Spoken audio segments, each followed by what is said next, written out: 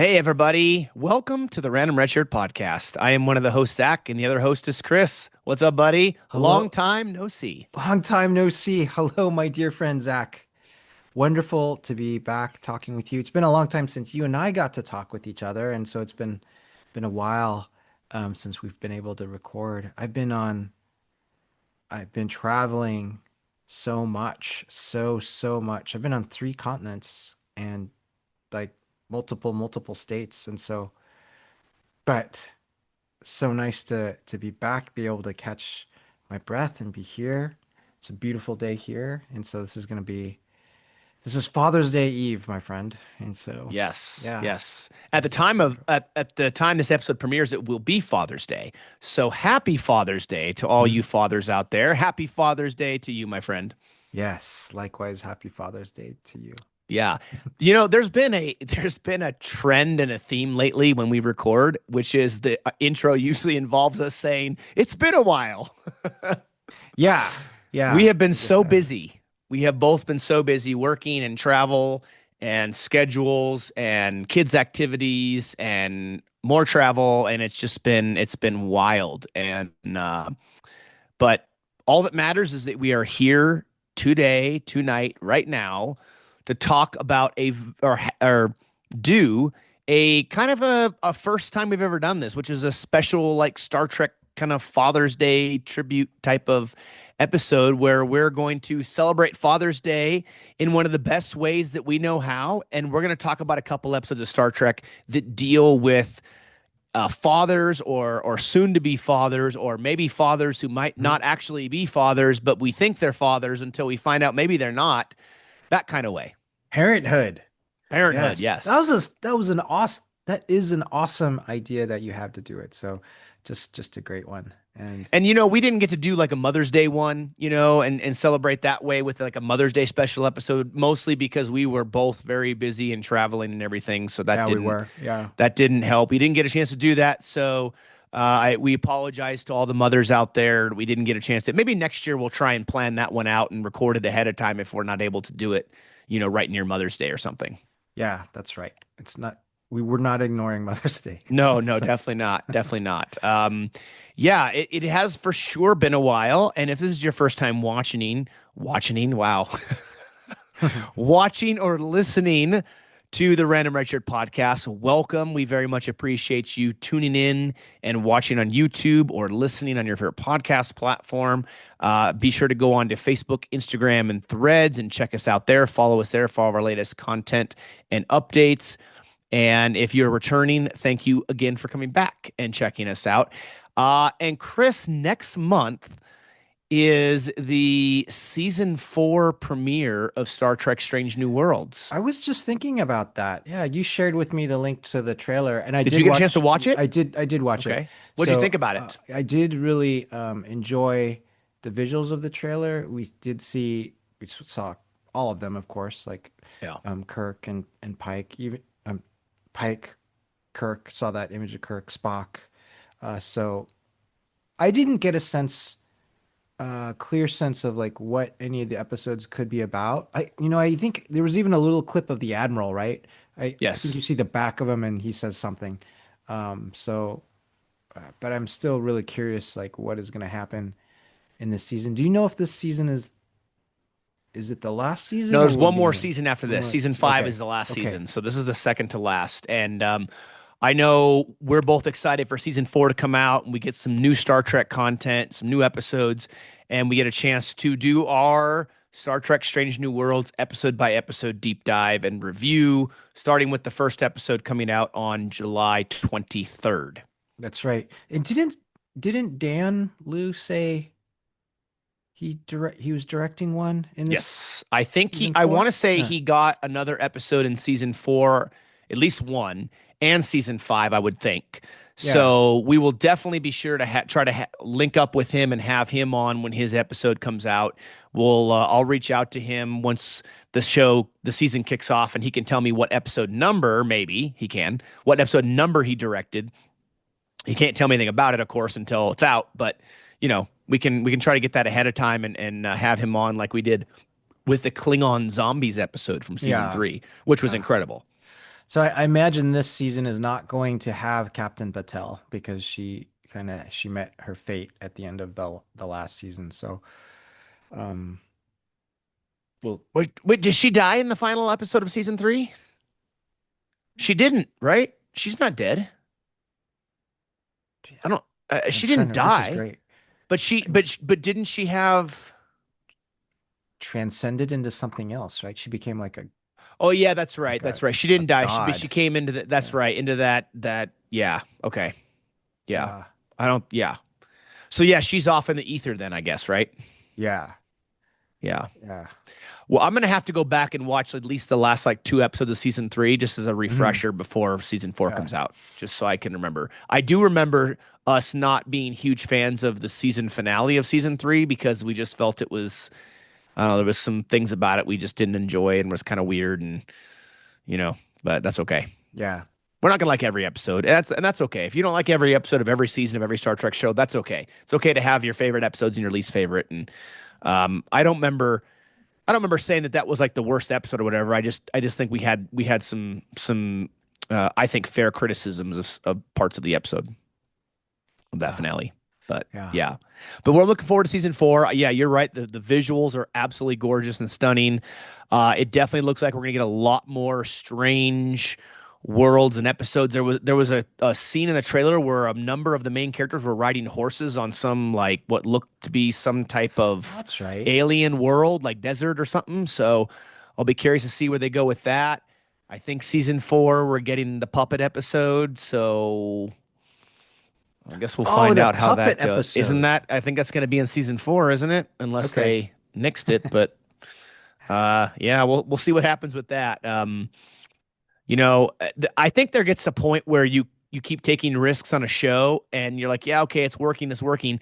But just because previous risks you took work doesn't mean that every risk you will take is going to also Yeah. work, right? So we'll Yeah. see if the puppet episode works.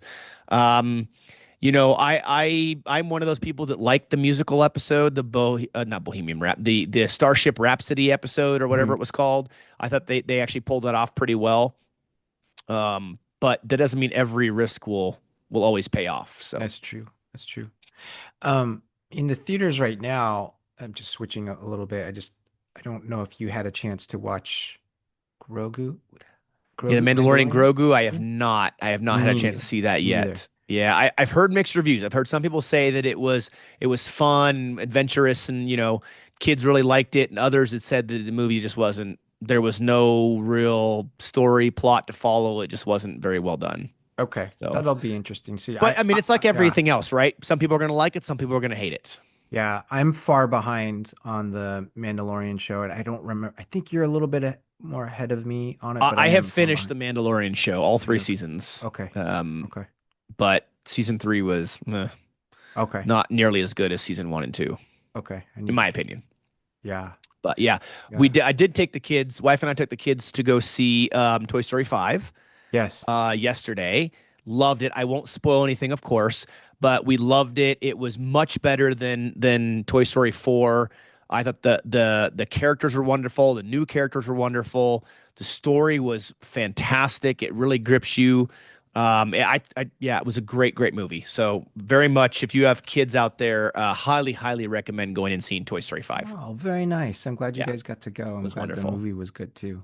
Yeah, Yeah, it was great. So, very nice. all right, my friend, let's jump into this and let's do a Father's and slash Father's Day focused look at a couple of Star Trek episodes, starting with Star Trek The Next Generation, Season 7, Episode 22, entitled Bloodlines, written by Les Landau and directed by Nicholas Sagan. This was an episode that you picked out, my friend, and I had not seen this in a very long time, and I really enjoyed it.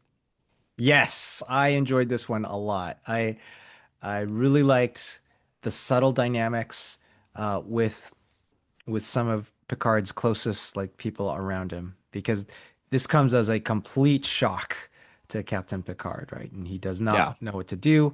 And then I just love the kind of the eyebrow raising and subtleties from the other members of the crew going, "Oh, does They're like, "Oh, Captain oh, Picard's does got a love child." yeah, that's right. That's right. So I mean, it opens up where they're on the bridge of the Enterprise and they get this. transmission, right, from Bach. And at the time, we think it's Damon Bach, but Right. he's actually not a Damon. But it's this transmission directed straight towards the captain, and just happens to be so most of the senior officers are on the bridge during this time, and Damon Bach essentially says, "Hey, Captain Picard, it's time for my vengeance, and it's been 15 years, and I'm going to exact vengeance on you. I found him. I finally found him. I found your son, and I am going to kill him." Yeah. And Yeah. yeah, Jason Vigo, I think is his name, right? yeah, That's his Jason name. Vigo, Jason Yeah. Vigo, yeah. Not Vigo the Carpathian from Ghostbusters 2. Different Vigo. I love that you brought up like the Vigo, the Carpathian, right? Because the guy's name, like Jason Vigo, yeah, it's kind of Sounds like a villain name, doesn't it it? does sound like a villain name. Yeah. Some type And of like yeah, super villain. yeah. And they found, and Jason Vigo, like the amount, this is cool because the contrast between the amount of hair on Jason, like you think about they found like the most hair you could have, Yeah. and then contrasting it with the captain's hair. Well, Yeah, the hair to baldness ratio in this episode was extreme. yeah, I will say. yeah, Very extreme. He certainly, there's even a line, doesn't Picard says, you don't, something about worrying about your hairline or whatever, which I thought was really funny. It's like a nice little kind of like self deprecating comment Picard has. He's kind of poking himself about his baldness, which I thought was funny. it does. It Yeah. was. That's a good like the hair. That's a good ratio. You just like created a new ratio, Zach. Hair to baldness Hair to ratio. baldness ratio. Is that a new thing I've created? I think so. You could Okay. probably do a few different formulas on that and like have an index. Yeah. Should I get that trademarked? You should. I should. I probably Yeah. should. Although it Yeah. might get stolen by that time, Yeah. but Because that's okay. yeah, if you reducing having the smallest ratio possible is is where you want to be, I think. I don't Yeah, know. I think the lower the ratio, the better, right? Because then the amount of hair to baldness is lower, so there the gap would be bigger, right? The larger the ratio, that means the greater amount of baldness to hair. Wouldn't that kind Yeah. of be how that would play? I guess you could pretty much make it up however you wanted to. Yeah. Yeah. Yeah, You this is could. this is the thing that us guys deal with on the regular, right? The worry of going bald or being bald or bald spots or whatever. Some people like being bald. That's okay. Yes. Okay. So Yeah. yeah, interesting episode to start where you have a Ferengi who is doing some sort of projective hologram image on the bridge. You don't really ever see this type of communication much in Yeah. Trek up until this point, and then I don't remember seeing this again until DS9 when they're trying out that hollow projecting Yeah. communication thing on the Defiant, but they act like it's a new form of communication. Like this is brand new, cutting edge. But yeah, and this is maybe some of the continuity between shows, right? Where you see that apparently some former Daimon Ferengi can do this, but no one else in Starfleet could do it. And now they're trying out a prototype on the Defiant. Yeah. So Yeah. There you go.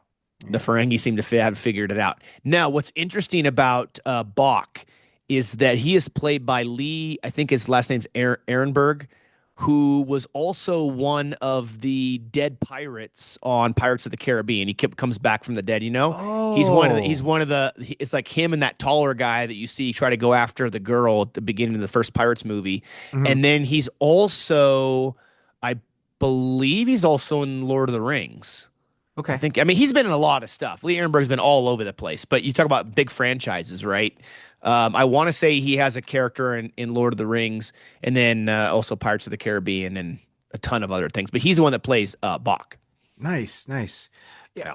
What I particularly enjoyed about this first scene where they're on the bridge and Damon Bach has said, "Hey, I'm gonna kill your son, Jason Vigo," is, the look on Picard's face. He kind of looks stunned, but then shortly thereafter, he asked Data, please, search the Federation records for anyone named Jason Vigo. And then he goes and then start also search around for Miranda Vigo. In the background, behind the Captain Picard is Commander Riker. And so as Picard's like talking, Riker's looking at Picard. And then when Picard starts saying, also expand the search to Miranda, you see the look on Riker's face. He goes, hmm. What's He's like, going "Ooh, on?" something is afoot." Yeah, something's so Yeah, I I like mean, that. you have to think that some alien, in this case a Ferengi, shows up out of nowhere and says that Picard's got this son that he doesn't know about or whatever, long lost child, and you got to think Riker's just sitting back there licking his chops, going, "Okay, what's going on? There's this drama. There's this love triangle. There's a love child from Picard we didn't know about. Ooh, this is spicy and juicy." Yeah, yeah, I mean, because Picard, it's not like he's led the most exciting personal life as far as romantic relationships. There aren't a ton of them in his life. He doesn't have a wife and kids on the ship and things like that. So you got to imagine for Riker, any of these little tidbit things with Picard has got to be really fun and exciting. yeah. Yeah, it was. I mean, you'd think like Riker would have like a whole bunch of love childs like elsewhere. Yeah, yeah. I mean, he is the Kirk of the Enterprise D, right? He Yeah, kind of he somehow seems to find the alien ladies all the time. yeah, yeah. So they're able to find Jason on the planet called Kamor. I believe I've got that planet right. But Yeah, as Kamar. Is it Kamar, Kamar? yeah, Yeah, something like that. Yeah. yeah, they've narrowed it down to there, and then they go to the Or Kamor Kamor. I think you're system. right. Kamor. Yeah. Yeah, they go to the Kamor system. They scan Kamor, and they find a few folks that they think might be him. That's not like a highly populated planet, and they end up beaming someone that's climbing, that's underground, climbing some cliffs, and they beam him aboard, and it turns out to be Jason. Yeah. Yeah. Yeah. And I believe the scene when we were talking on the phone yesterday, and you mentioned the look that Beverly gives Picard. Is that in Yes. this? That's in this scene when she first confirms that the test results that Yes. Picard is indeed the father. That's that look, right? Yeah, that's that look. You Because see I that? was Yeah. keeping an eye out for that, and I was like, okay, I'm waiting for it. I'm waiting for it because obviously I didn't that look didn't stand out to me from previous watches of it. Of course, it's been a long time, and I watched. I'm like, oh, there it is. That's the look Chris was talking about. Yeah. And there's some like at this point in the series. So this is season 7, near the end of the series. Yeah. And at this point, they've had that episode Sub Rosa, right, where Mm-hmm. Beverly like married the Green Lantern man, or not married him, but like Yeah, the ghost guy. Yeah, yeah, yeah. fell in love with the Green Lantern. And then Yep. Captain Picard had his short romance with um stellar cartographer Yeah, yeah. officer. The Yeah, keyboard lady. keyboard. I Yeah, can't remember her yeah. name off the top of my head. She's a lieutenant in the science division. Yeah, the keyboard Yeah. lady. Yeah, and that was a very sweet romance that they had, because she really connected him with his back to music. And I really liked her character a lot. Like it's too bad that they couldn't have made her a recurring character, Yeah. and maybe had like a even if the romance part didn't work, maybe they could have become good friends Yeah. or something potentially. Which a captain and a crew member or a crew lieutenant, for someone's not on the senior staff, that might be considered a little bit of even a friendship might be a little bit inappropriate. Yeah. Obviously, the whole kissing thing they did was inappropriate, but yeah, I really liked her character a lot. I would like to have seen her come back around. Yeah. Yeah, she was a good character. So if you get a chance to watch that episode again, watch the look on Beverly's face again, like whenever he's talking with her, with the Okay. stellar cartographer officer, Yeah. because it's priceless. Like she's she definitely does not approve. And then and then Could there be a um hint of jealousy on her part? yeah, absolutely. I think so. Absolutely there was. And then in Sub Rosa, right, that was earlier, Picard had to go down and say, "No, Beverly, you do not fall in love with this with the Green Lantern ghost guy. That Yeah. is not right." He So, had to save her from a long-term relationship that was very scary. yeah.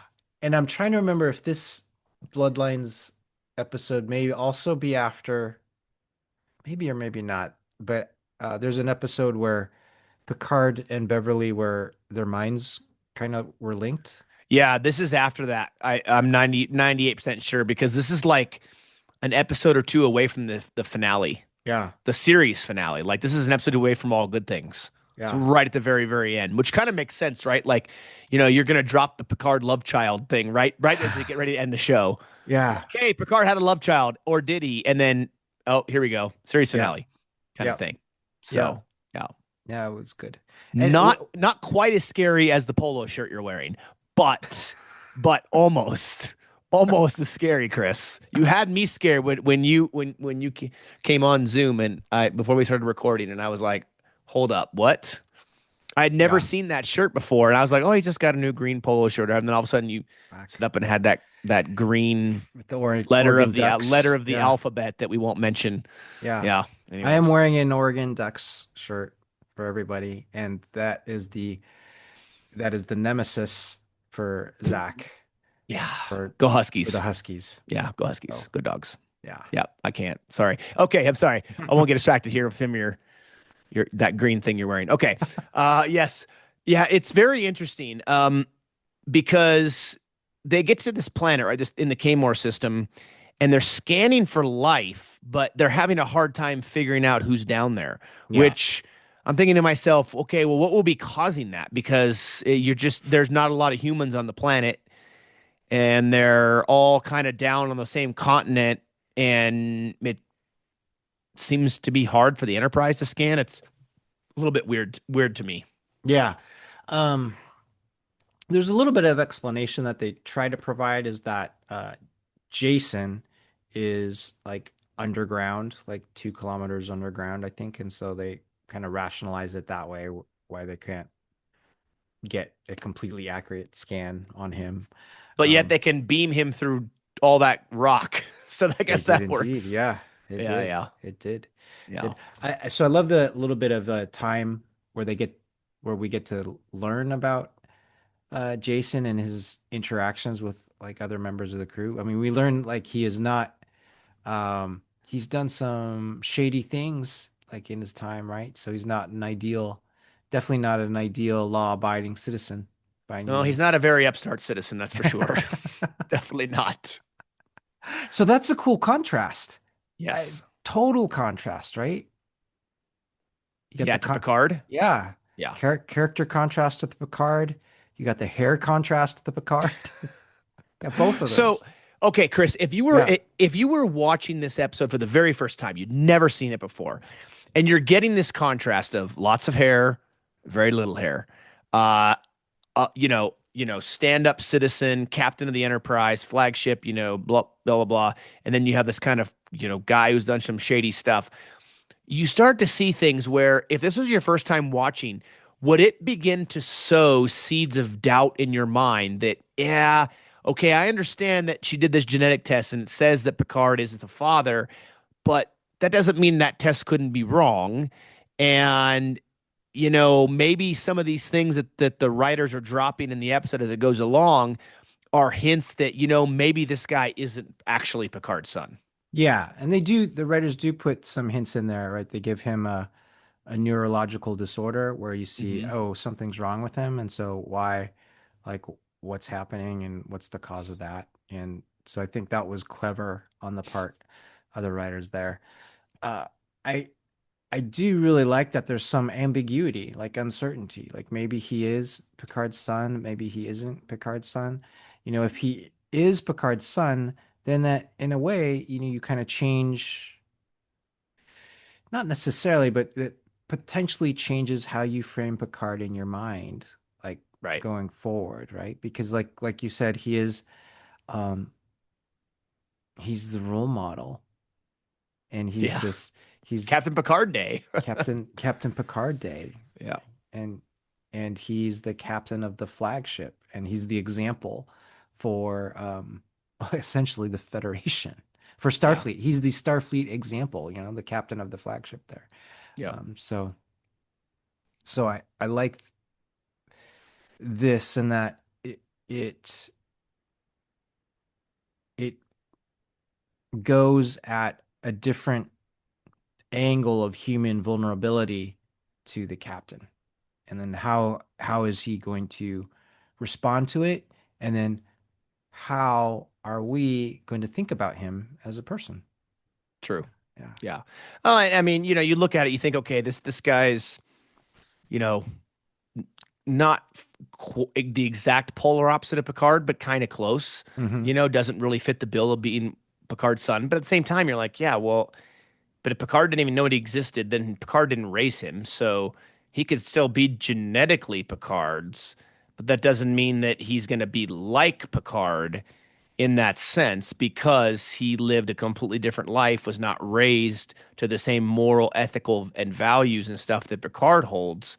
So he would absolutely be different Yeah, true. in that respect. I found the scene in the captain's quarters where Picard's like trying to show him this archaeology stuff, and you can tell that Jason is just thinks it's a bunch of old junk and doesn't really care. In fact, he even makes a quote about something where it says, if you can't cook it or eat it or sell it, then it doesn't have any value or Right. whatever on Kmart, right? So he sees this old stuff and it doesn't hold any weight to him. I found that scene. You're watching and you're going, okay, they did a good job in this scene because it's very very awkward as it would be, right? You have two people who didn't know each other just 12 hours ago, and now supposedly they're father and son, and they're trying to kind of sort of talk, and Picard's kind of trying to, share some of his passions and things with him, and this is guy's just like,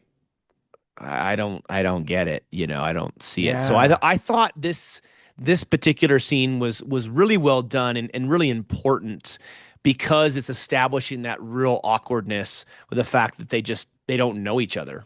Yeah. Which was great.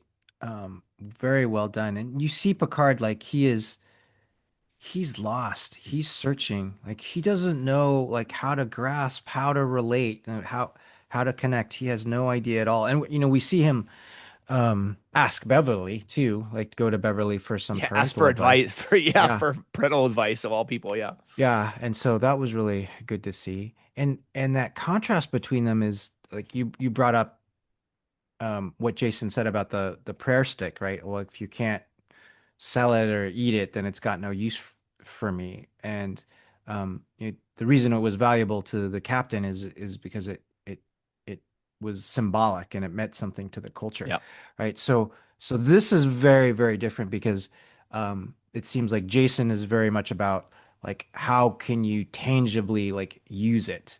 How right. can you tangibly use an item or a person? And then which is completely different Picard because Picard is all about, hey, what are the ideals and what are the principles? Yep. That nothing that is it's not tangible like Jason is doing. So I think that's just a great kind of difference between the two.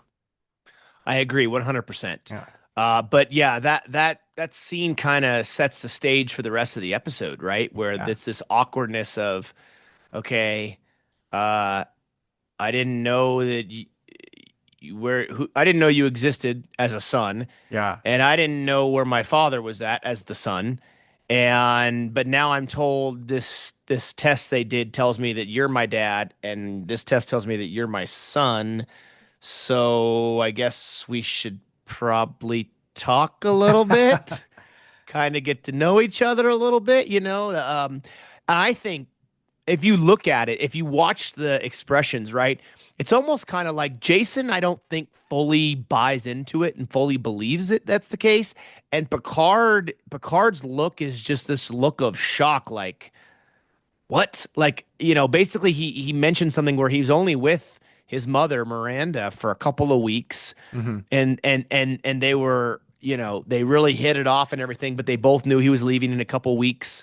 He was on shore leave on Earth, I think is what the reason was, and then he was going to be leaving and shipping out, and they kind of stayed in touch for a little while, but then it fell off, and Picard's just dumbfounded. He's just like, what? How could this happen? I mean, I think Picard's more in shock than Jason is, for sure, Yeah. Yeah.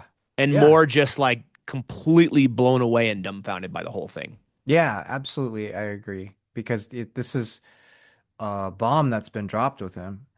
All of Jason's life, he's had the knowledge that, hey, I don't have a father, Yeah. right? So he's grown up like that and developed that as part of his personality and as part of his Hmm. character, right? And we find out his mother passed away a few years ago. Mm, So he's been on his own for quite a while now.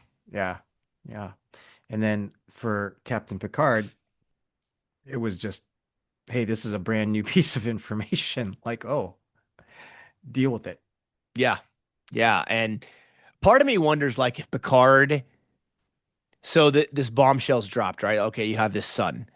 And he's like, okay, now I'm a dad, I'm a father, but I haven't been there because I didn't know he existed, right? Yeah. And so I've got to try to play catch up and everything. And you got to wonder if Picard's kind of looking over his shoulder, waiting to see, like, uh, Data, Geordi, Worf, Riker, but like, Riker in the back going he, smirking, this kind of like, uh, joking around and giving Picard a hard time and all that stuff that you would, kind of expect a little bit of ribbing from some of the senior staff with the way their relationships are, especially towards the very end of the show. I mean, they have all this time together, right?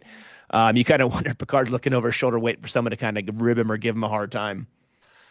This is uh, this is an interesting question because Picard is he's very concerned with his image as a Hmm. captain, right? That is something that is ingrained in him. Like Yep. he wants people to respect him as the captain and respect his command. That is why he's a very private individual.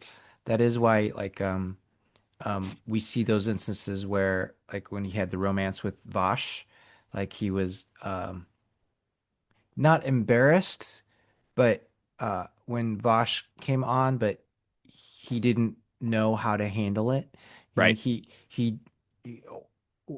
when officers and when the crew get insights into his personal life, that makes him very uncomfortable. He is very, very Very private person. very private and very Yep. image centric when it comes to just like Starfleet and command and what it is to be an officer. So, yeah, he thinks Commander Riker like in the ready room because Riker doesn't ask him any questions, and he says, "Because I want you to know, yeah, thank you for not asking." And then he goes elaborates a little bit into what happened, but Yeah. um, yeah, he that is on his mind. And honestly, I mean, I think that's fair though, right? Because he is the captain of the flagship of the Federation, Hmm. right? And so I think, from his point of view, he does have to uphold a certain image, uphold a certain standard, and set himself apart in that regard. And to all of a sudden be like, oh, I guess I have a love child that I didn't know Hmm. about. You know what I mean? That Hmm. that affects that, and I'm sure he's got to be thinking to himself, besides the joking, looking over his shoulder, he's got to be thinking to himself, well, what does the crew think of me now? Hmm. That I'm a father I didn't know about. Now I look like an estranged father, and there's got to be a million things running through his mind. In Hmm. addition to, well, why didn't Miranda ever tell me? There's so many of those ideas and things I would think would be over just flooding him, and that would explain just the sheer look of just befuddlement Yeah. and shock and awkwardness that you see in that scene between him and Jason in his quarters. Yeah, yeah, I do. You know what? I also like that there is not a scene with Picard and Counselor Troy talking about it. True. There's a scene with Troy talking with Jason, and then Yes. that kind of goes in a funny direction. Yeah. Uh, but I can imagine Counselor Troy like really wanting to kind of counsel the captain on this. Yeah. But we don't see that. And I think, Hmm. I think that was a deliberate like choice. And I think that was kind of good because for the most part, you see Captain Picard kind of struggling with this on his own, aside from his talk with Beverly, Yeah. he's trying to reconcile this in his mind. And I do think you're right on that. I think it's a good choice. And maybe it's just Counselor Troy didn't even approach it with him at all either. and I wonder, well, if because Troy doesn't have kids, maybe she's like, well, I'm a counselor, but maybe he needs to just kind of deal this on his own, right? Yeah. Because it's not my, area of expertise. But yeah, the scene with Troy and Jason was funny because you could tell he was like, oh, hello, you're the counselor. Oh, okay, hey, come on, sit down, and like Yeah. he could tell he was attracted to her Yeah. from the get go. I mean, she's a very attractive woman. I can understand why. But yeah, he didn't care that much about what she was talking about. He was more interested in her than anything she was actually saying, which Yeah. made it kind of funny. And it was short, but certainly very flirtatious on Jason's part. Yeah. Yeah, it was. So that was a good scene. Yeah. Yeah. We also find out too that Bach is not actually a Daemon anymore, right? I think they contact the Ferengi homeworld, and there's another Daemon that Daemon Berta, I think is his name, and he's Yeah. the one that was like, oh no no no no no, he's not a Daemon anymore. The dude was a head case, whatever whatever he says. And maybe I know they didn't say it, but clearly he didn't have the lobes for being a Daemon anymore. Yeah. Yeah, he was not a Daemon at all. He caused too much trouble. And they Yeah. ask him, can you they ask the Ferengi officer, can you help us understand where he is now? And they're like, yeah, he's somewhere in this various sectors. Yeah, real specific. Yeah, real specific. What Like, was Damon Bach the same or Bach the same guy who kidnapped Luoxana Troy? Was that he the same one or was it a different? Was there a different Ferengi that did that? oh, I think Because we've maybe a seen him different one. before. This isn't the first time we've seen the character, right? We've seen him earlier in the show, I think. Yeah. I think it was a different one, but that's good. Good Yeah, question. I'd have to go back and look Question. at that Yeah. because I mean, there are a few Ferengi episodes in TNG, but I do believe we get Bach a couple times, don't we, in Hmm. TNG? It sounds right. I think so. Yeah. Yeah. Sounds right. Yeah. Yeah. Yeah. Well, they are able through Jason's kind of neurological like episodes that he's happening that are happening. They're able to figure out that he's not Picard's son. Hmm. But that's I think that comes after that really nice scene where they're climbing, where Picard and Jason are climbing on the holodeck. Oh yeah, Yeah, that was a yeah, wonderful scene. yeah, and that was pretty neat. Um, because they're talking about Jason's mother and Hmm. like what happened to her and kind of bonding over that. And then Picard is uh it- when Jason starts opening up, like saying, "Hey, I'm not like the person you think I am. I've done all these bad things." Picard goes, "Yeah, I know all of that," and it doesn't make any difference. And I think it's probably the best moment of the episode for me. Yeah. And he says, "It doesn't make any difference. You're still my son, and that means something, Yeah. right?" And Yeah, that's so, a wonderful yeah. scene with Picard and Jason. And while yes, at this point he doesn't know that Jason's not his son yet. Mhm. I think it's a wonderful attempt for Picard to try and reach out to Jason, and let him know as a father what he feels and what he thinks because it's not like Picard has a ton of experience in this area, right? He's not been a parent before. He certainly had his ups and downs with his own family and being an uncle, right? And that episode, is it just called Family? The one where he goes back and visits his brother and his sister-in-law and his I think so, yeah. nephew. I think that was an episode called Family, right?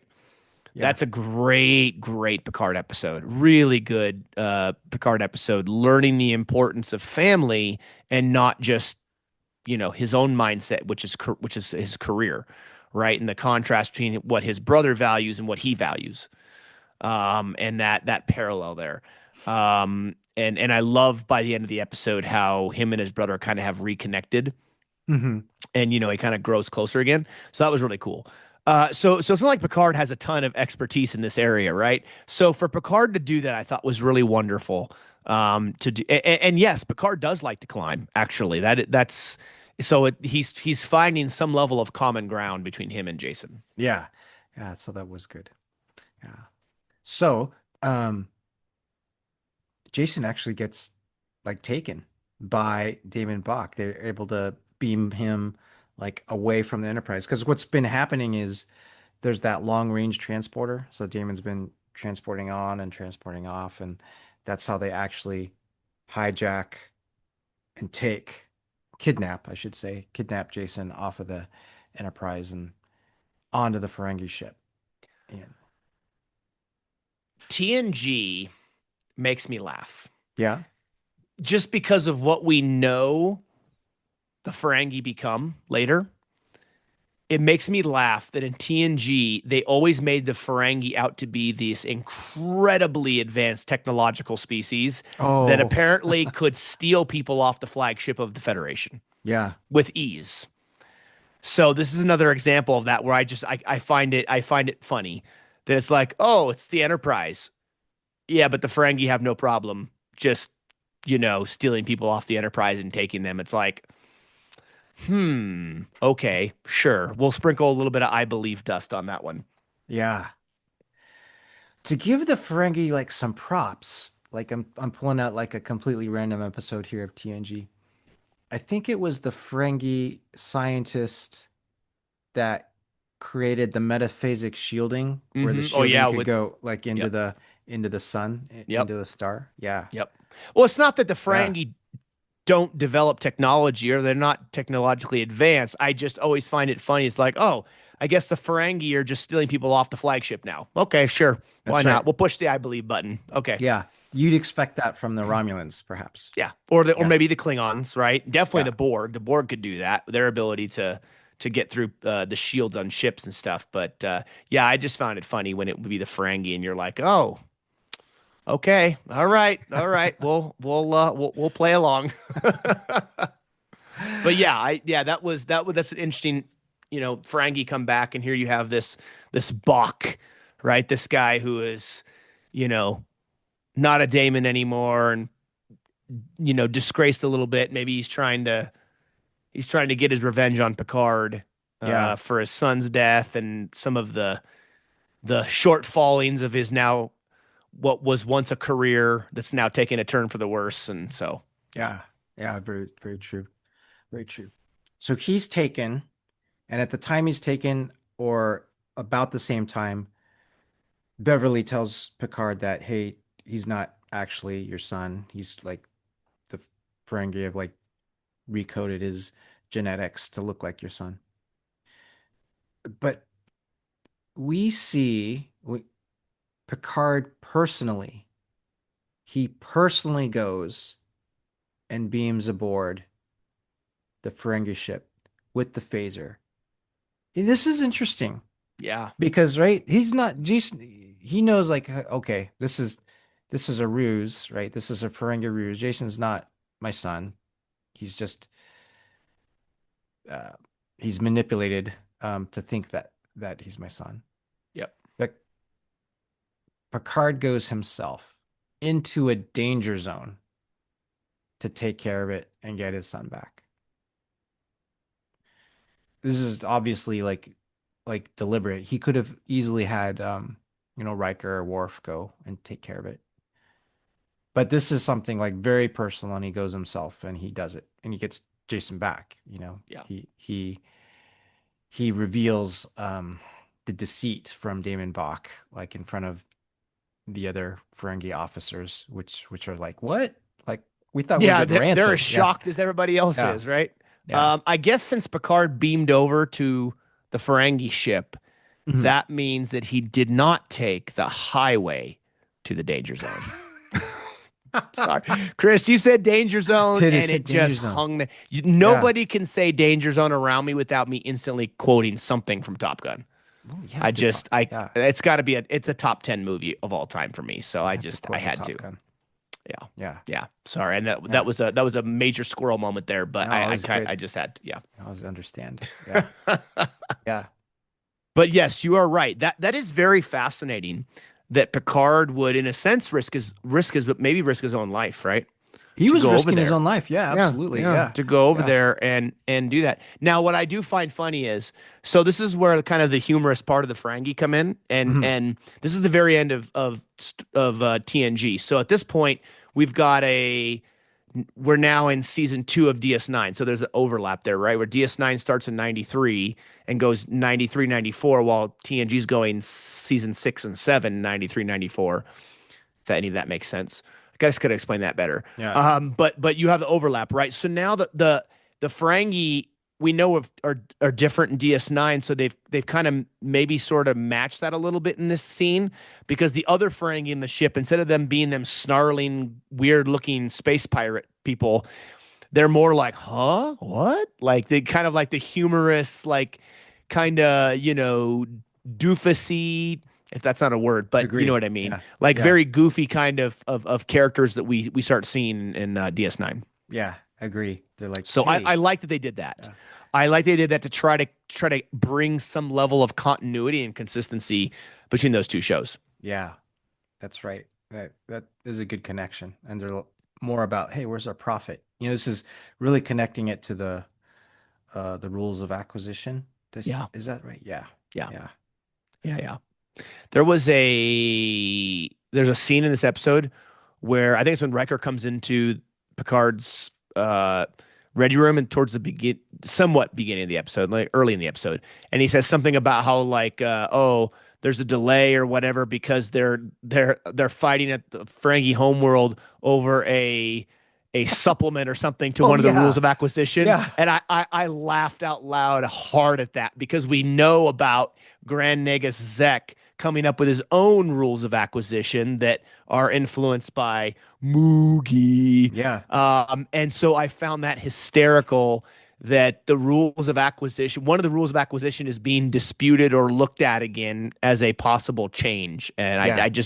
I found that funny. So I think I see some, watching this episode again for the first time in a long time, see some of DS9 and the influence of the way they've made the Ferengi and that seeping into the very end of TNG. Yeah. And like I said, I like that they're trying to blend it and make some level of consistency with the carrot with the species. Yeah. That's right. So that was good. You have to feel a bit sorry for Jason Vigo in all of this Hmm. circumstance, right? Yeah. So, he lost his mother. He didn't grow up with the father. He gets beamed like from his planet, and then he thinks like, "Oh, I have a father." Yeah. Then at the end, like, no, that is not his father. He's just being used. That's a You know, huge roller coaster, yeah, man. That's a huge roller coaster for anybody. yeah. So th that guy goes through a lot. He really does. And it's interesting that he doesn't want to stay on board the Enterprise even for a couple more days. He wants to get back down to Kmore 5. And what I like though is that Picard and him didn't spend a ton of time together, right? Yeah. But yet Picard influenced him in a way that he says, I want to go back down and try and straighten my life out or get my life back together Ah, again. And for someone who's got like this criminal history, it's all kind of petty stuff, but even still a little bit of a criminal history and kind of, has lost his way, doesn't know what he's doing. He mentions earlier he's between jobs, which yeah, means he's unemployed and everything. Even that little bit of exposure to Picard, that shows you the power of Captain Picard because that little bit of exposure, even though they both learn now that they're not father and son, that influences Jason in a very real way. And of course, we never see the character again. But I would have been curious to see what would have happened to Jason down the road after having been influenced by Picard, and how does he turn his life around? yeah. That would have been really cool. Very, very true. Very S- true. So my takeaway from this episode, Chris, is that you don't have to be a blood parent to somebody to be able to influence them in a parental way, Of course. Yeah. in this way. And And and then, Picard, even though he's not a father, was still able to be a father-like figure to Jason, which I loved. yeah, and he never had one. And Picard gives him the prayer stick, Yeah. which was very special. and Yeah, very because Picard symbolic. says it's meant a lot to him and it was Yeah. really rare and everything. And the fact that he gives it to Jason is special for sure. Yeah. Yeah, Yeah. yeah, yeah. Wonderful episode, man. Really, really good episode. And while Picard doesn't turn out to be Jason's father, he does get to play a fatherly type of role in his life, albeit a very short period of time. Yeah. So, Very, very short. yeah. So, all you fathers out there, and even if you're not a father, you may still be able to have a fatherly impact on somebody. Don't forget that. So, okay. Well, let's roll right in, Chris, now to Star Trek Voyager's episode from season 7 entitled Lineage. This is episode 12, so this is kind of sort of in the middle. Also, the final season of this series, just like that was the final season of TNG, where Bloodlines fell. This episode is written by James Caan and directed by Peter Loritzen. And this is focused around Belanna and Tom Paris finding out that they are going to be first time parents. Yeah. And the opening few scenes is pretty funny, like Yeah. you were saying before. So, I mean, B'Elanna faints, I think, at work, right? Yeah, And she's in then, engineering. yeah, she's engineering. Like, it happens to be that Seven of Nine is with her, and Icheb is also like with her and around. And boy, she does not like Icheb. I think she says No, something. no. She's like, "Why are you here?" Like, she does not like that boy. Yeah, So, I think she looks at him as like, well, you're just one of the Borg children that Seven, mentors, and you're in my yeah. way. And I mean, in fairness to B'Elanna, she's that way to a lot of people. I mean, it's just kind of part of her character a little bit, so Yeah, that's funny. yeah. So yeah, she faints, and then Seven of Nine is there helping her, and they do the tricorder readings, and I like it. There, someone says, "Hey, I'm reading another life form," and someone says a parasite, and Yeah, and Icheb says Icheb that, says a right? parasite. Yeah, Icheb says I'm reading another life form, and I think is it Seven who goes like a parasite or whatever, and then I think or no, yeah, he grabs a tricorder and scans her and says he's detecting a life form. And he believes he parrot. Yeah, and then Seven looks at the readings and then activates her comm badge and tells sickbay, yeah, Torres is pregnant. Like Yeah, just get it out in the open, guys. Like, totally out in the open. yeah, Yeah, and the way Seven of Nine delivers that communication on she's pregnant, it wasn't like there's no hint of warmth. no, she doesn't have a clue. No, there's no warmth. It's almost derogatory. Yeah. Almost like she's got some type of virus or something, you know what I mean? Yeah, almost like that. It's, Yeah. so I did like that. So Well, and at this particular point, I mean, even Torres doesn't even know she's pregnant yet. I right. mean, she's not She very doesn't. far along. I think they say, well, she's like 6 weeks along in this Yeah, seven in this weeks. episode, and Mhm. I don't remember in any Star Trek episode previously, Chris, if they talk about the length of time that a Klingon woman is pregnant. But in this, the doctor says on average is about 30 weeks, I think, which would be a Yeah, shorter pregnancy than a full-term pregnancy for a human female. that's right. Well, Klingons are just the Klingons are Klingons. Yeah. So it's kind of cool that they're adding, even though they're, in another part of the galaxy in a different quadrant, they're still finding ways to add to Vulcan lore and tradition, Klingon lore and tradition and all that stuff. And I find that really cool. The show did that. Yeah, it did. Um, so the way the crew approaches both of them in these like it's seemingly openly few minutes. It's like the news went out at faster than the speed of light, and like the Yeah. entire crew like knew. You know, it, B'Elanna and Paris, they had this conversation where, after the doctor told them, they're like, "Hey, can we just keep it to ourselves, like for a Yeah. little bit?" But then immediately after, it was not to them. It's like the entire ship knew and was coming at them in like bizarre ways. I think they surprised Paris with like Yeah, a he walks party. into he Yeah. walks into the for lack of better terms, the cafeteria, right? Or Yeah. Neelix is there and everybody's all clapping and Neelix is excited for him and everything, and he's like, "Boy, news travels fast." He's like, "How'd you find out?" And Neelix is like, "Oh, Ichib's told me." Oh, was he not supposed to say anything? Like Neelix is all surprised. So clearly this is Ichib's fault. Yeah. Ichib decided to blab his mouth, and that's I think Well, but maybe between him and Seven, that word got out. Because I mean, you have two people who are former Borg drones who do not understand Yeah, some of the simplicities and the basics of human interactions are the ones to do that, and that just is absolutely perfect fitting. it is. Well, they're just providing information, right? They're Exactly. Borg Yeah. drones. They're just like Yeah. disseminating out the info That's exactly it. To the collective. to the collective, right? Yeah. That's right.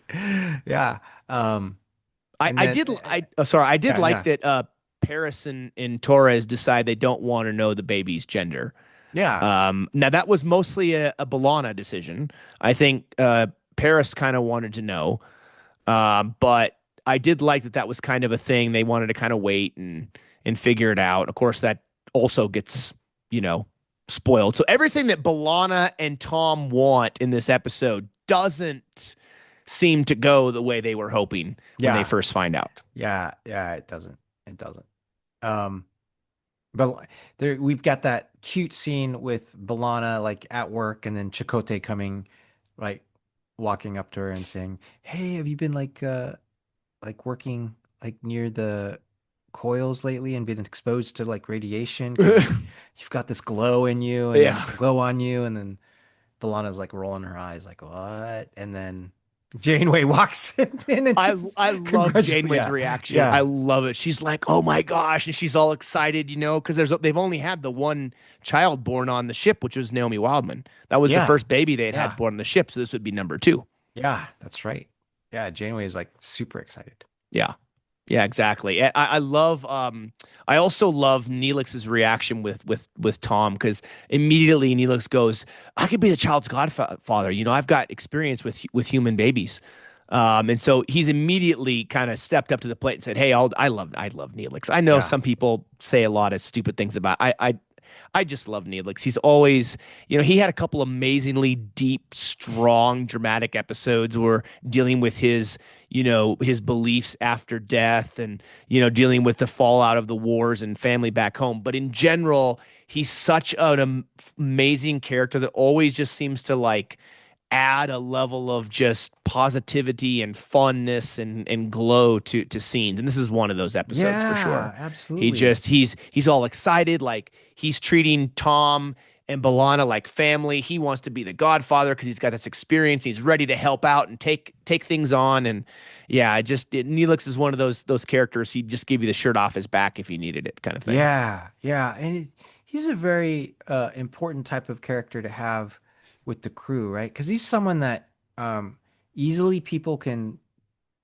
take for granted or Yes. or take advantage of, Yeah. and you get to kind of see things through his viewpoint, and I think that's really important. Well, there was that episode where um, Lieutenant Wildman is on an away mission and they get buried and I think Tom's there too and Tuvok. They get buried into like an asteroid or something or on a planet or underground or whatever.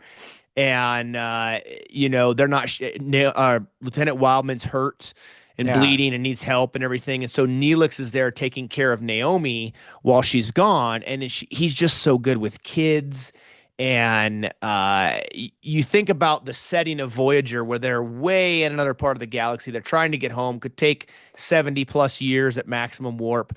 And he's there not only as a guide initially to help them learn the ways of that area, but he becomes an important character, I think, because that morale officer, that person who kind of is always there to listen and support and be there and help. And yeah, I mean, I think given the setting, Neelix was such a great choice by Rick Berman and Michael Piller when they created the show. yeah, yeah, completely, and that's great. Yeah. Yeah. Now everyone wants to contribute names. Everyone wants to be the Yes. Godfather. I think Yes. Chakotay, I think, wants to also be the Godfather. Yes. I Yep. believe, right? So Yep. we've got two folks that want to be Godfathers. Chakotay Yep. even like contributes to the name. I think he said something like Che or Tay is the female version of Chakotay. Something like He's that. trying to name their kid after himself, which I Yes, find which I yes. find hysterical. I mean, that's hilarious. There are many moments in Voyager where Chakotay has some really great funny moments. Mhm. Yeah. So that's definitely one of them. Yeah, and that'd be good. And the Yeah. doctor's all about like he's like, okay, he's expanding his programming for the prenatal experience and parenting classes and all of that. So he's getting ready and sharing that with them too. Yeah. And I love one of my favorite scenes in the whole episode is when Paris runs into Tuvok in the Jeffries tube Ah, yeah. and he says something effective, "Oh, have you heard the news, about being pregnant?" He's like, "Oh, I didn't know that. My best wishes to you." And Paris is like, "Oh, finally someone who didn't know, Yeah. doesn't know whatever, right?" But what I love is that Paris is going to Tuvok, the Vulcan, for parental advice, how to be a new dad, right? Because he doesn't know, he's nervous, and he's going to the logical Vulcan, the emotionless Vulcan to get advice. Because if you look on board, at least across the senior staff, Tuvok's the only one who's got a family. Yeah. Nobody else, none of the rest of them do. And so I think it was cool that they added that in, right? That even though Tuvok hasn't seen this is, late into the show, season almost middle of season 7. So it's been a long time since Tuvok's seen his family. However, the fact that Paris feels comfortable enough to ask Tuvok for parental advice on being a new dad, I thought was really, really cool. Yeah, that was good. And when Tuvok kind of recounts his experience as a father, this I like because Tuvok Yes. says he says something to the effect like, yes, they can be very logical, and then very fulfilling at the same Yeah. time. And it is paradoxical. Yeah. Expect paradox. And Paris is like, okay, I better like request more assignments with Tuvok so I can get Yeah. advice. Which nobody would actually request, right? Oh yeah, But nobody would request yeah, that. yeah. But Yeah. yeah, I actually have the quote down here, Chris, you're mentioning. He Oh says, yeah, please. Disturbingly illogical yet profoundly fulfilling." Mm. I mean, that is such a good quote because you think about being a parent. I mean, I think about being a dad, and like, yeah, it's true. It is disturbingly illogical, but yet it is very unbelievably fulfilling. Hmm. So I think Tuvok has maybe the most profound quote of the episode. He does, doesn't he? Yeah, Yeah. yeah, Yeah, that's good. yeah. Yep. And I liked it. I liked it. Paris. Oh, so they find out this great news, and Paris wants to celebrate, and he sets up a candlelight dinner for him and Belanna, and yet she's not in the mood for a candlelight dinner. No, this brings in Torres Belanna being pregnant brings back a flood of emotions and memories that we see in this episode. Hmm. She's not in the mood. Um, but we see part of it goes where we go to the holodeck with the doctor and they're doing like the routine checkup and um, they realize that the baby's got a spine deviation that can be fixed. Um, but they have this idea of like, well, can we extrapolate a holographic image of the baby? And they do. Yeah. And then they realize that the baby has the Klingon cranial ridges on on the baby too. And so that affects B'Elanna deeply in some Mm. negative ways. Yeah, because she's trying to understand. She's like, well, yeah, but I thought she was only a quarter Klingon, which would make sense, right? Because B'Elanna is half human, half Klingon, so that would Yeah. make her baby only a quarter Klingon. And the doctor says, well, the Klingon genetics or Klingon anatomy or whatever it is more typically more prominent, I guess, over human and stuff. And yeah, she's not super thrilled by that. I think she was hoping that the baby would just look human and have Mm-hmm. Klingon DNA, but not actually look Klingon. And that's then I think this is when we get the first flashback, right? Where she's on that camping trip with her father, her uncle, and then her cousins. And she's remembering when her father tells her about looking a lot like her mom, I think. Yeah. And she's remembering those experiences of her being her, being Yeah. half Klingon and like how she's being treated like Hmm. um like as an outsider I guess, or Yeah, by her being cousins, by her nonetheless. cousins, Yeah. yeah, or being mistreated, or being bullied, or being ousted. Um, I think the way in those flashbacks, I think were good because um, the cousins weren't always like mean. There were these times where the cousins were nice, but there was a lot of horseplay between the cousins and some kind of cruel things done by the cousins in an insensitive manner that were really hurtful. Yeah.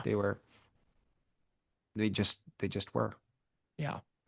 So the spinal issue Hmm. with her daughter, which she had and her mother had, so it's clearly some type of genetic thing. And I think the doctor even mentioned something about how it's kind of sort of common in Klingons. I mean, he didn't say it's every Klingon, but Hmm. that it's not a rare thing in Klingons, I believe.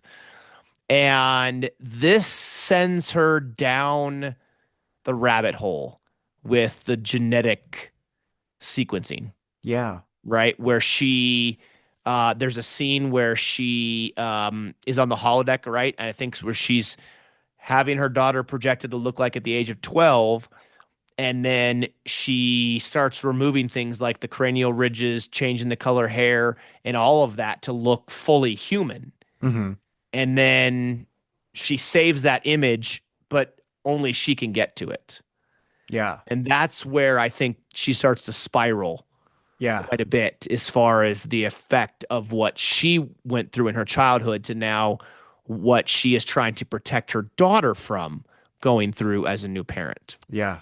Yeah. Absolutely. Yeah. So yeah, after she looks at that image and then saves it, that's when she goes back to sick bay, and this is where the issues begin with her and Paris because she then goes in and tells the doctor she wants to make additional genetic modifications besides just the issue with the spine. Yeah. To essentially eliminate all of those Klingon traits, right? And this is where it starts to get, in my opinion and how I felt, like very serious, right? Yeah. So,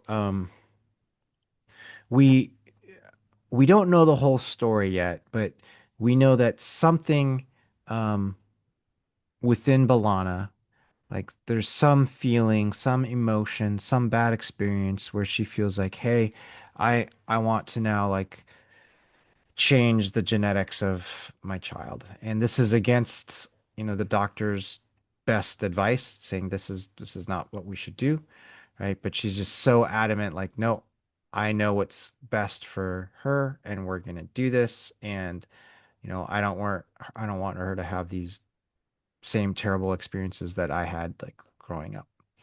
Hmm. Um, and Paris is like, he's dumbfounded.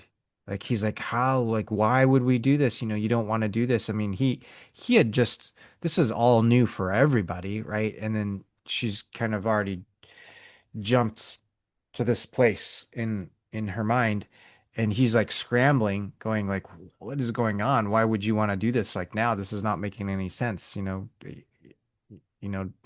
do this. Um, and so this is good scene.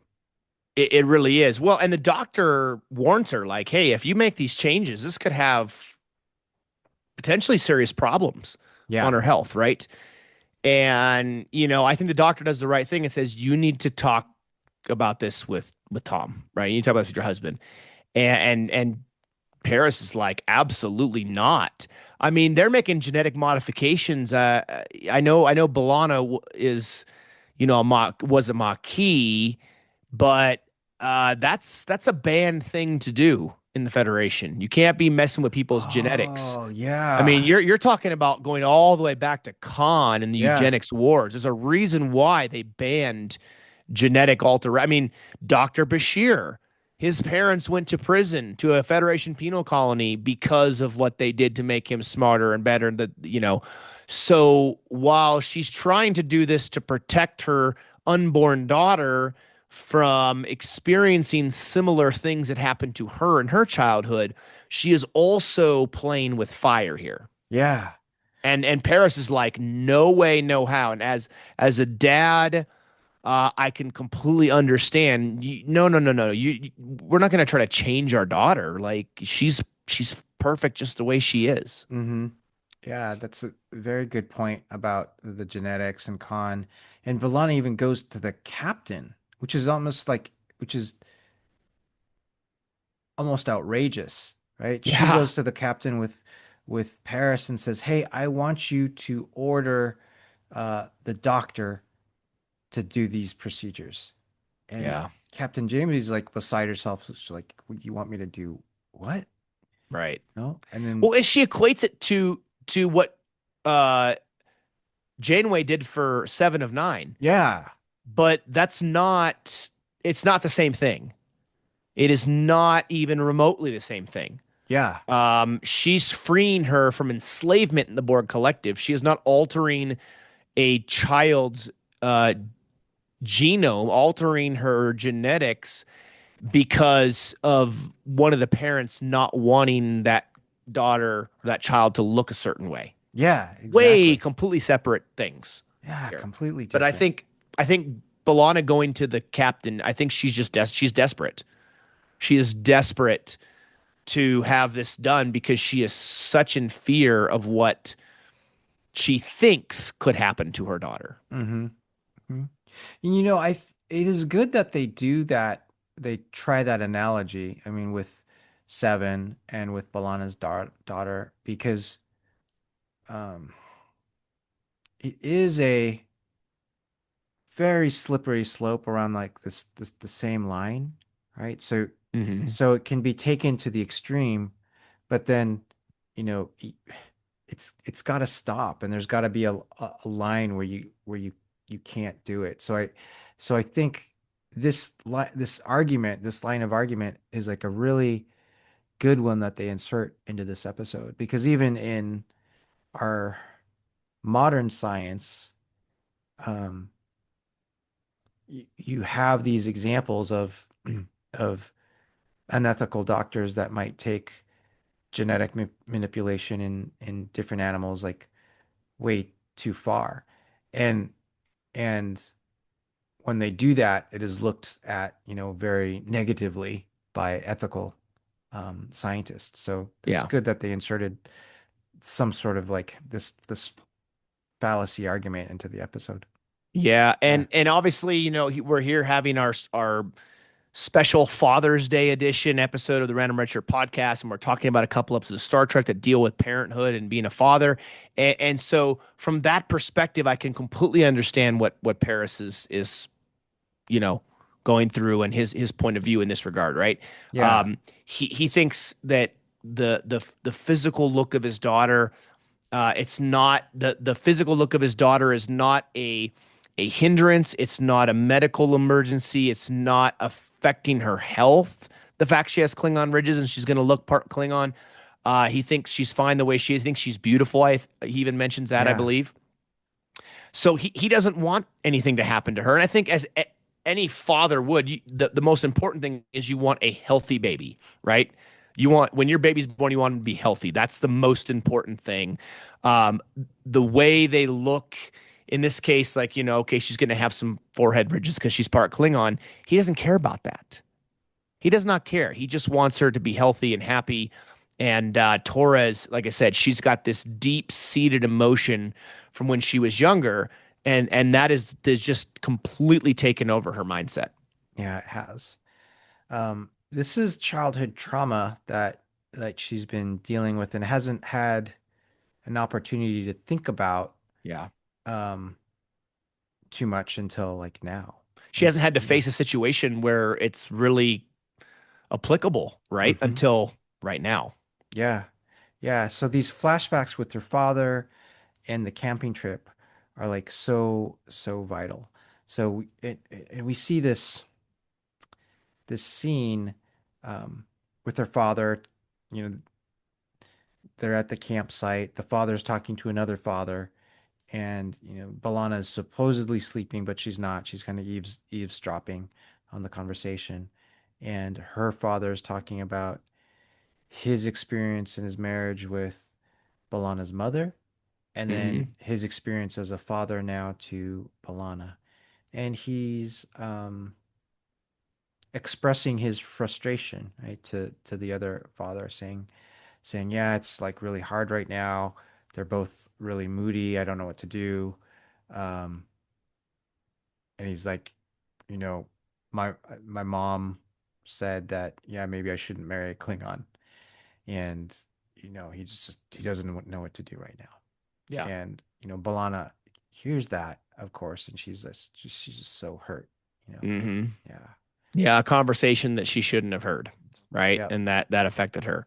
Yeah. Um, now Tom gets the old heave ho out of their quarters and has to go sleep with his or stay at his buddy's quarters, Ensign Kim. And I love it when Kim opens the door and I think he's been playing music or something like Yeah. that.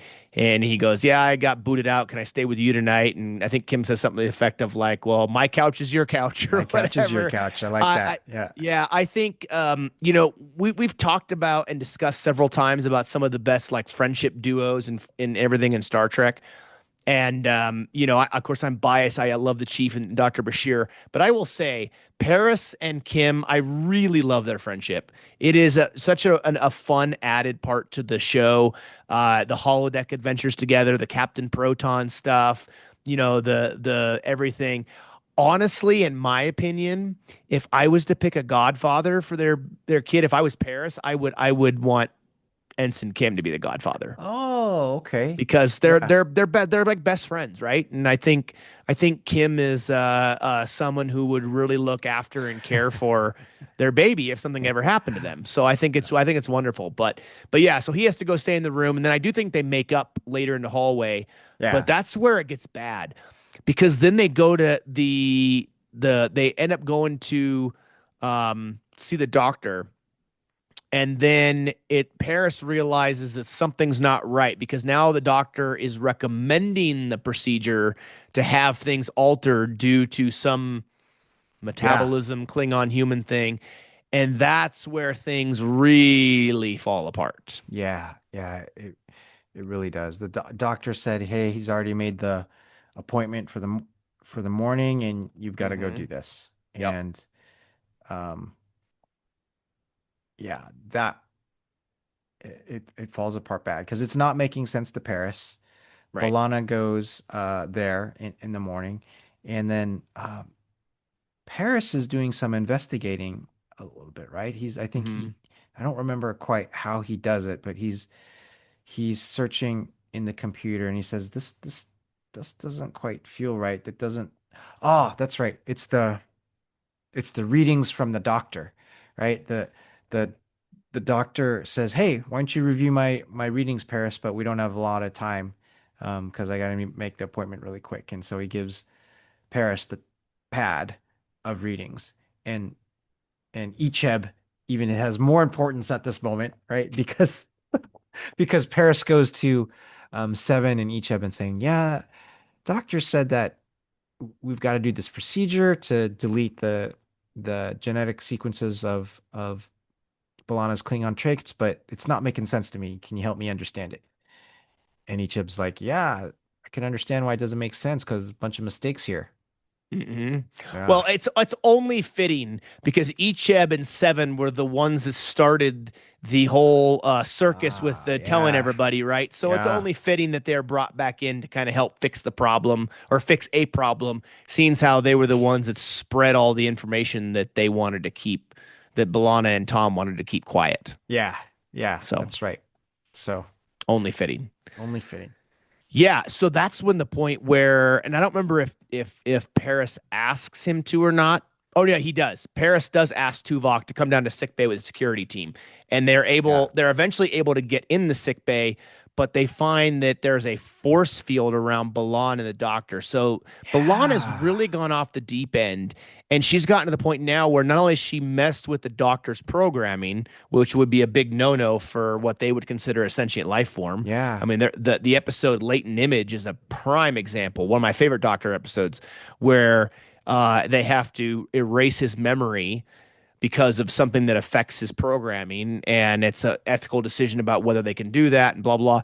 Another example right here, where Balana has now messed with his programming to force him to do something she wants, and then she she locks sick bay, and then she puts a force field around her and the Yeah. doctor. So it's like she's gone to great lengths to try to make sure this happens. It's like quadruple bad decisions for Yeah, Balana here. one Yeah. after another. Yeah. Yeah. And then they after this has been revealed, then finally, Balana, we see like Balana coming out and saying she's just so worried that she's going to be left, that her daughter's going to be having this hard experience, that Paris is going to leave her. Of course, that none of that is true, but Right. we learn like her father like left like shortly after. She had the argument with her father.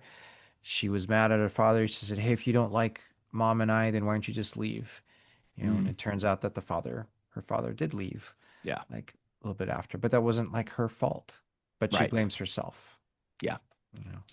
And so you can understand that uh the physical look of her daughter, a lot of this goes back to her father leaving and her blaming herself, like you said, and believing that her looks and the fact that her mother was Klingon caused a lot of this domino effect, right? Yeah. And so that then plays back into all of this, and she is so desperate to make sure that doesn't happen with her daughter that she goes to extreme measures. And that's I'm not quoting that episode because there is an episode of Voyager called Extreme Yeah. Measures where B'Elanna tries to you know, intentionally hurt herself on the holodeck in order to kind of feel alive, right? Hmm. Good, really good episode. But yeah, she goes to these extreme measures to try and make this happen. Now, if I were Tom, I would be very, very frustrated and very upset.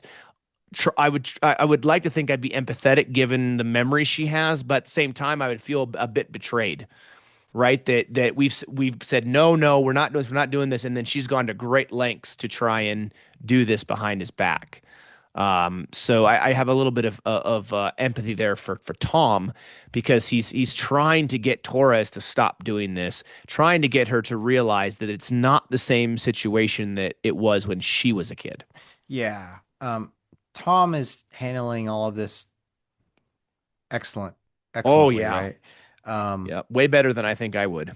yeah, and a part of it, I think in reality, we'd probably all be like, "What is going on?" Right? And just be so like scared and nervous. But Tom is very comforting to Balana and saying, "No, there's no way I'd like leave you. Our family's gonna be great. Our daughter's gonna be, who she is. She's gonna be perfect, like how she is." So uh,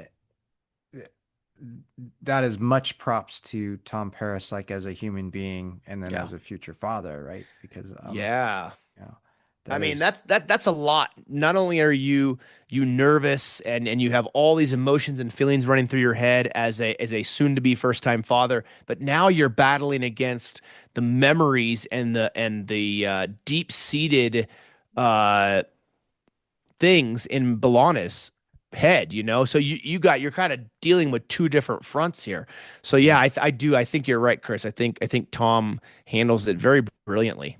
Yeah. And I love that he makes sure to reassure B'Elanna that he's not going to leave her, he's not going to leave her and the child, and that he wants to have more kids with her. And like he's trying to help her realize, hey, look, like that's not going to happen with me. So it's not just, oh, he's upset or whatever, but he actually tries to calm her down and make her realize that this is a lot different. Yeah. So There's got to be a part, even a small part of his mind going like, "Oh my gosh, what have I got myself into?" yeah, There got to be right. at least Yeah. like a small part in there, right? So, you Absolutely. know, Absolutely. 100%. Now, uh, I think it's a few days later, and the doctor's back to his old self and everything, and they come in and get a checkup or whatever, and they can feel the baby kick. And I love that Torres asks the doctor to become her child's godfather. yeah. And the reasoning was is that, because so Neelix is Naomi's godfather, and that Chakotay knows less about kids than Harry Kim. So Yeah. I think that was hysterical. That was really, really funny. And the doctor accepts it, of course, which I think is wonderful.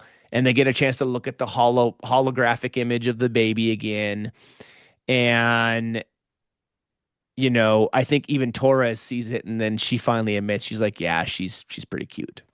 Yeah. So it's a wonderful Yeah. way to end the episode. And you see a lot of ups and downs from both sides, both Belanna and Tom, with the angst and the some worry and all the different emotions you feel as a soon upcoming soon to be first time parent. I think that we've all gone through. I mean, none of us tried to do any genetic manipulation to our children before they were born or anything. We don't not doing that. But I mean, I can remember finding out I was going to be a first time dad. And there's a lot of that angst and a lot of that unknown because the Mhm. kids don't come out with an owner's manual attached to them that says how to operate. You know what I mean? Like it's not how it works. You just kind of have to figure it out. And wasn't there a line in the TNG episode? Doesn't Beverly say something to Picard about being a parent and how like you have to just kind of figure it out or something like I that? I think think there was so. something like, yeah. And that might have been that, yeah, that episode with Jason Vigo. Yeah. Yes, it was. Yeah, and Yeah. when he comes to her in Yeah. sick bay and sits down with her and was asking questions, I think she mentioned something about how uh, you know it's kind of an unknown. You have to just kind of figure it out as you go. And I'm butchering the line, but No, it's yeah. kind of a similarity here too, right? Like yeah, you have to just kind of figure it out.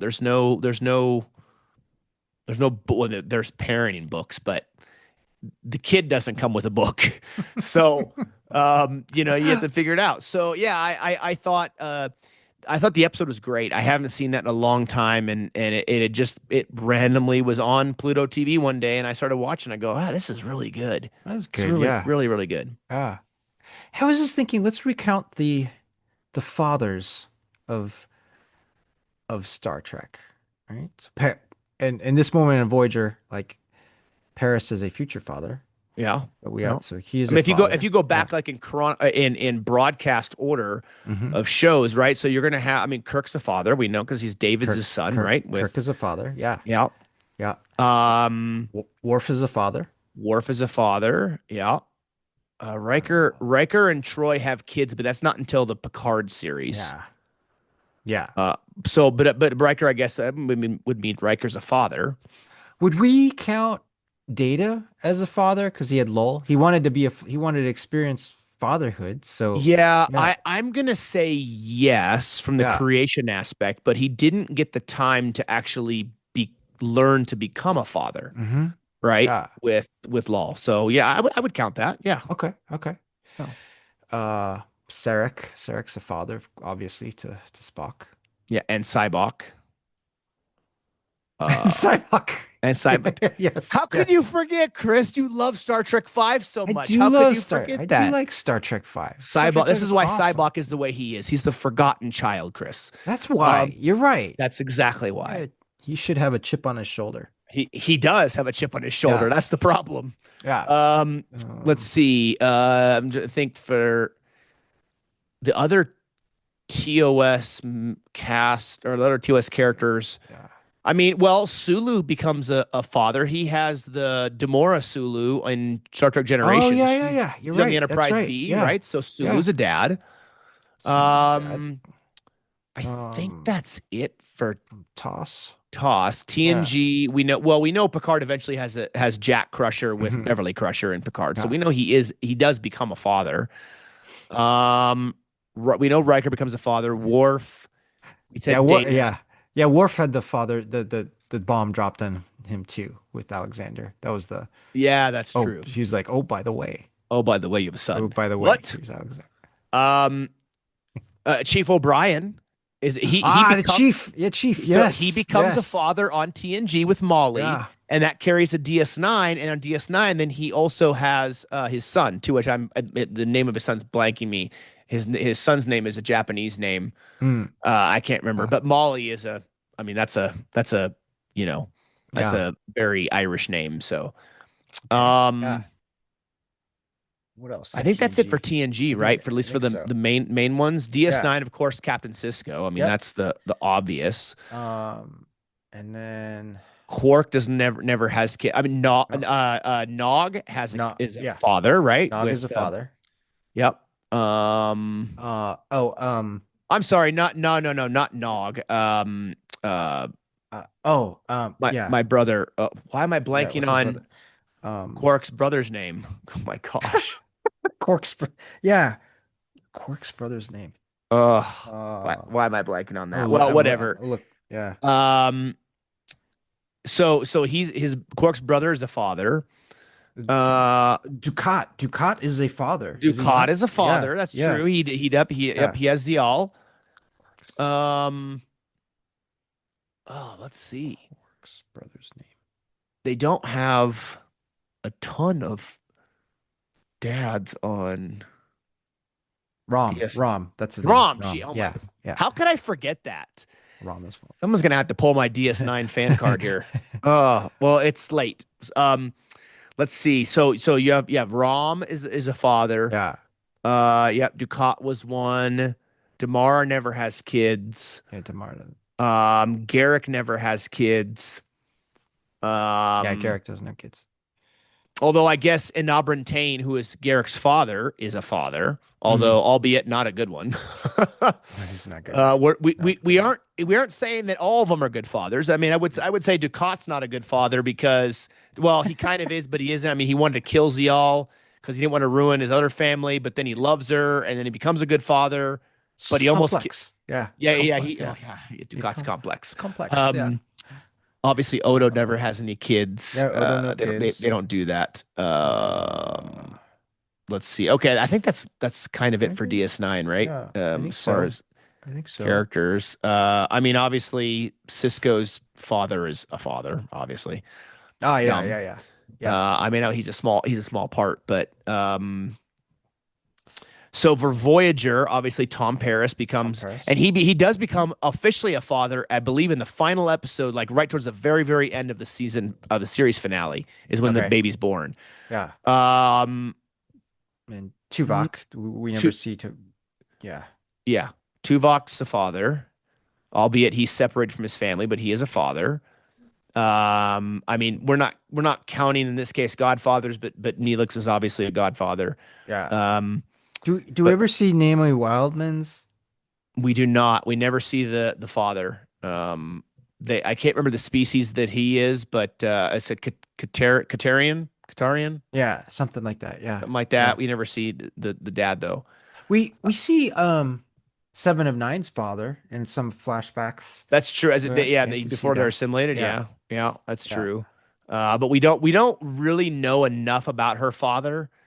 Not that that That's doesn't true. make him a father, but you know what I Yeah. mean. Like, uh, let's see. I think that's it for It's Voyager I because they're think I agree. separated. Yeah. Yeah, yeah. Yeah. And then Yeah. Enterprise. Um, Enterprise. I don't think any of the main cast have are fathers. I think you're right. I don't They're all recall. single or no families. Yeah. That makes sense. Yeah, yeah, yeah. It absolutely does. Wait. Trip almost does Trip Well, almost become oh, yeah, that's Yeah. true. Trip does almost become a father, and then the baby dies, which is so freaking sad. Oh, But he what? I wasn't even thinking about that one. I was thinking about the a one before. He puts his hand in the this jar Oh, of he's sand. pregnant. Yeah, Yeah. he's pregnant. He has the nipples on his Oh, and his yeah. That episode was so god awful bad. But Yeah. yeah, no, Okay. him and Yeah. T'Pol are technically mom and dad, but the baby is genetically made, right, or whatever. It's that she doesn't get pregnant and have the baby, Mm. Yeah. right? So Okay. there's a Okay. there's a slight there's like an asterisk on that one. Although, I mean, I would consider him a father because it is genetically theirs, Yeah. right? Yeah. Um, Oh, and sorry. I thought back to TNG again on the Inner Light. Inner Light with Picard like Yeah, actually he's being a living the father. memories of that guy who was Yeah. a father and a Yeah. grandfather. So yeah, that's true. But Enterprise, I can't really think of none of the main characters have any kids or anything like that, which, like you said, Yeah. makes sense. They're all young and they're going out. Um, and True. then True. eh, yeah, I mean, with Discovery, does Saru have a family? Does Uh, he have? that was the I only can't one I remember could if think about too.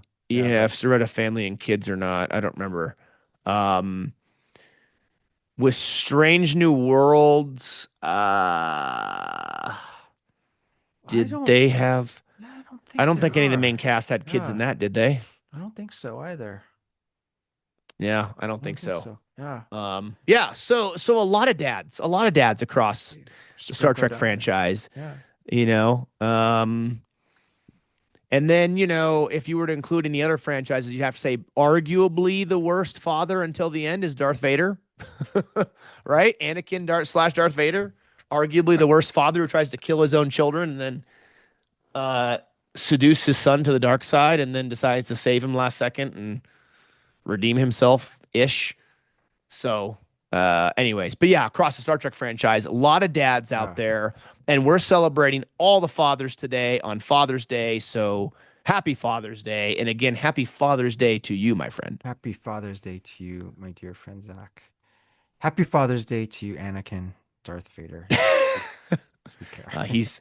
He's gone now, but he did make the ultimate sacrifice for his son Luke, He did. just for Luke to run off to an island and be a crotchety old former Jedi drinking blue milk right out of the animals. Oh, that does not exist. That does not exist. That does not exist. That's not real.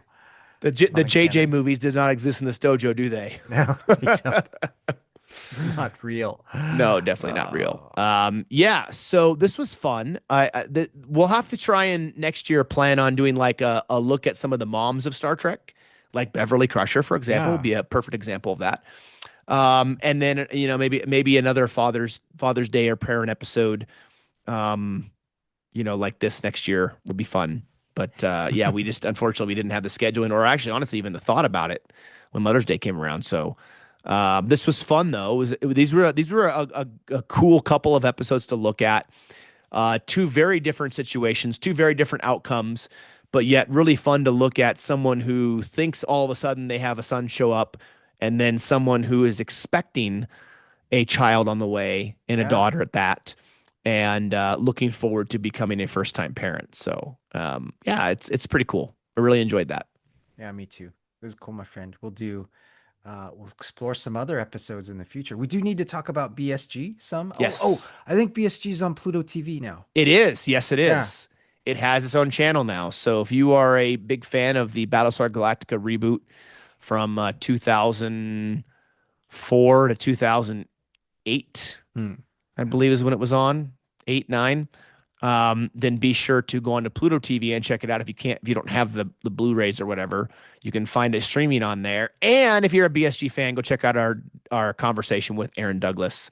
You can find it at an episode below or on your favorite podcast platform, along with Candace McClure as well from Battlestar Galactica and so much more. Be sure to go on to Facebook, Instagram, Threads, YouTube, your favorite podcast platform, and then all the other stuff to find us and follow us and watch and listen. It's all good stuff. It's all awesome stuff, man. Yeah, yeah. Awesome stuff. You were laughing. What was so funny? Because I started thinking about the fathers in BSG. Oh yeah. Oh Yeah. gosh. There's some winners there, aren't there? I mean, Adama, I Adama's a good father. thought Yeah. he was a pretty good father. I mean, he Yeah. had his issues, right? Yeah. But he cared deeply for his sons. And Lee Yeah. was the only son he had left, so he obviously cared deeply for him, even though they tended to have a lot of issues. Yeah. But And then Halo. Halo was a father, oh, right? Hilo, Hilo. I'm Hilo, sorry. Yeah. yeah, Hilo. yeah, yeah, Yeah. Hilo. That's Yeah. true. Yeah, Yeah. he had the toaster baby. He did Hilo. toaster baby, the hybrid baby. Yeah, yeah. But we want to salute all the good fathers out there. We thank you so Yeah. much, as always, for being influences in our lives and others. And we hope you've enjoyed our special Father's Day Star Trek edition here on the Random Red Shirt podcast. And we'll be back soon with more episodes. We look forward next month to jumping back into Strange New Worlds as we work our way through season 4 with you. So be sure to stay tuned and check out those announcements and episode reviews coming to your favorite podcast platform and YouTube. So until next time, take care, everybody, and we'll see you right here on the Random Red Shirt podcast.